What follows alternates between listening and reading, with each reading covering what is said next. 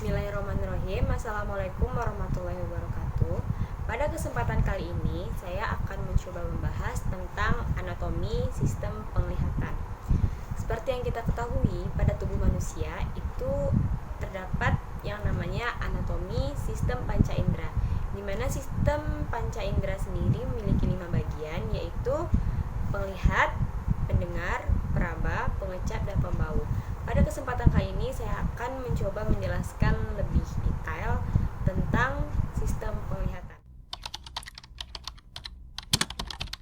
Baiklah teman-teman, pertama saya akan menjelaskan tentang apa saja bagian-bagian dari mata.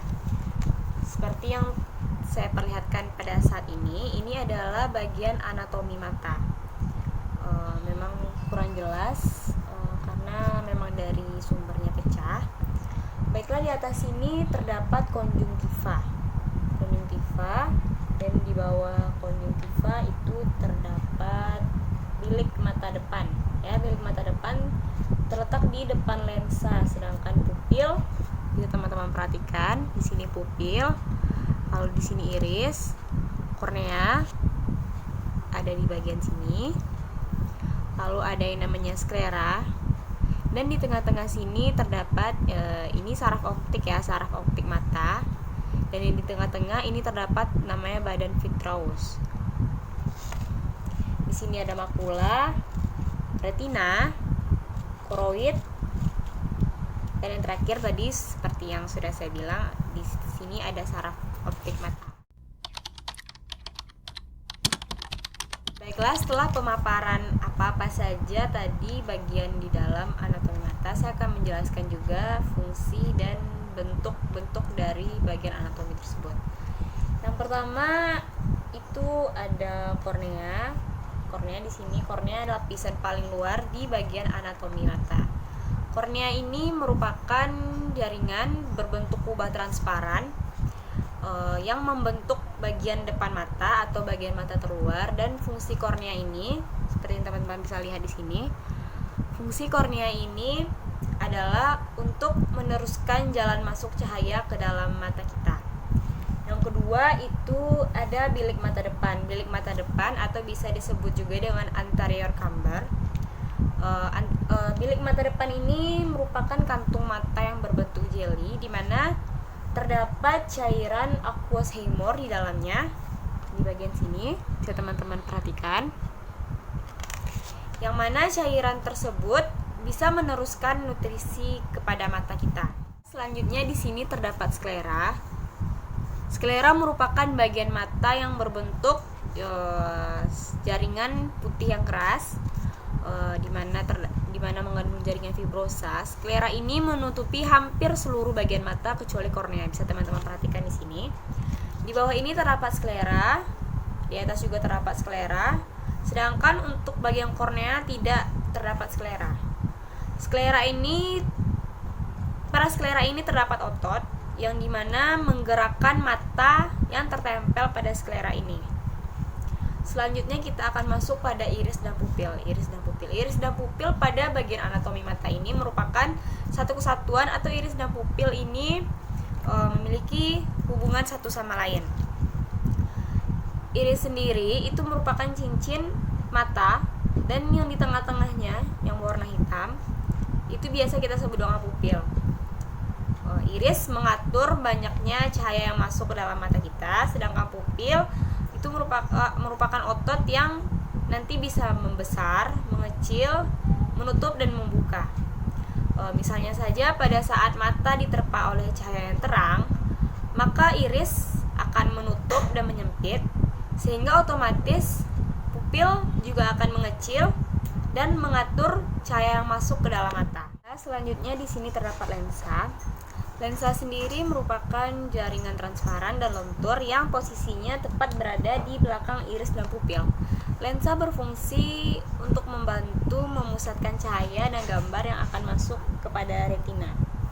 Sini retina, teman-teman bisa lihat. Baiklah, selanjutnya kita akan membahas tentang konjungtiva. Konjungtiva sendiri merupakan lapisan kulit yang tipis yang melindungi bagian mata hampir keseluruhan, di mana terkecuali untuk kornea. Sini juga ada koroid. Koroid ini membantu memasok darah dan nutrisi ke bagian mata, retina, dan seluruh struktur lainnya di bagian anatomi mata. Terakhir kita ada retina dan saraf optik. Pada retina inilah nanti cahaya akan diterjemahkan dan dibantu oleh saraf optik untuk disampaikan kepada otak, untuk diterjemahkan gambar apakah yang akan dilihat dan objek apakah yang akan dilihat oleh mata.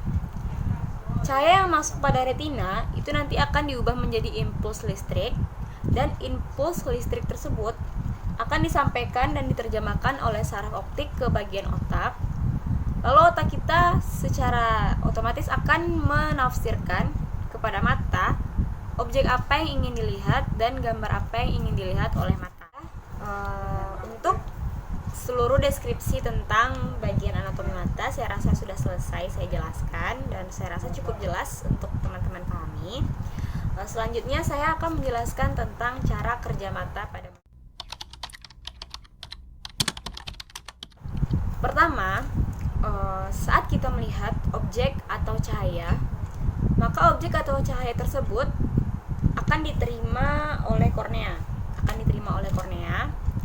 Lalu kornea ini akan meneruskan ke lensa mata. Setelah itu pantulan cahaya atau objek yang kita lihat tadi akan diterima oleh bagian pupil.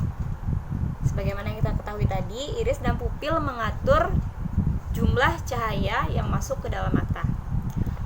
Pada mata yang normal, lensa mata akan memfokuskan bayangan benda tepat pada retina. Maka lensa akan membantu cahaya fokus tepat pada retina. Lalu sel-sel reseptor yang terdapat pada retina akan meneruskan rangsangan cahaya tadi ke pusat syaraf penglihatan kita di otak, seperti yang saya jelaskan tadi pada retina dan saraf optik. Lalu otak akan menerjemahkan cahaya atau objek yang kita lihat sehingga mata tahu apa-apa saja yang dilihatnya. Oh, berarti ini objek yang sedang saya lihat. Mungkin begitulah ringkasnya cara kerja mata pada manusia. Baiklah, pada sesi terakhir saya akan membahas tentang kelainan dan gangguan pada mata. Pada kesempatan kali ini saya akan membahas tentang 3 macam rabun pada mata manusia. Yang pertama ada presbiopi, yang kedua ada hipermetropi, dan yang ketiga ada miopi. Presbiopi sendiri itu sering disebut dengan mata tua karena penderita dari gangguan ini itu berada di kisaran umur 40-50 tahun. Presbiopi sendiri terjadi karena menurun atau berkurangnya elastisitas pada mata manusia. Untuk membantu penderita pada gangguan presbiopi ini, biasanya diberikan lensa rangkap atau cumbu positif. Yang kedua itu ada hipermetropi. Hipermetropi ini bisa disebut juga dengan rabun dekat, di mana penderitanya tidak dapat melihat benda yang berada di dekat atau di sekitarnya. Biasanya pada penderita diberikan bantuan dengan lensa cembung negatif. Dan yang terakhir itu ada miopi. Miopi sering juga disebut dengan rabun jauh, di mana penderitanya tidak bisa melihat benda yang berada jauh pada penderita tersebut. Untuk membantu penderita gangguan miopi, biasanya diberikan bantuan berupa lensa cekung negatif. Baiklah teman-teman, mungkin hanya itu yang dapat saya sampaikan pada kesempatan kali ini. Apabila ada kekurangan atau kesalahan kata atau mungkin salah dalam pemberian materi atau penyampaian kata-kata saya pada video kali ini, saya mohon maaf. Saya mohon pamit. Terima kasih kepada teman-teman semua dan juga kepada dosen pembimbing saya. Wassalamualaikum